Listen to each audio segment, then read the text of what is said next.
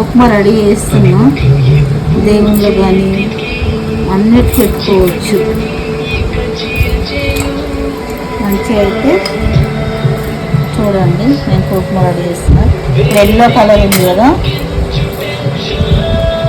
కొద్దిసేపు అయినాక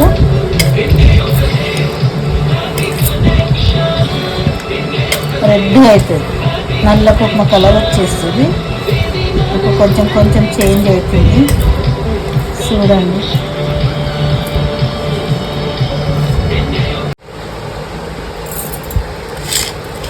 చూడండి ఫ్రెండ్స్, ఈ ఉప్మా రెడీ అయింది. నిన్న ఒక రకంగా ఉండి ఈరోజు ఒక రకంగా చేసినాం. ఇది ముగ్గులకు పాన్లో పెట్టుకోవడానికి, దేవునికి అర్చన చేయడానికి అన్నిట్లో బాగుంటుంది. నాకు ఇదే నచ్చుతుంది. మళ్ళీ సంక్రాంతి వరకు ఇంకొక ఉప్మా చేసి చూపిస్తాం.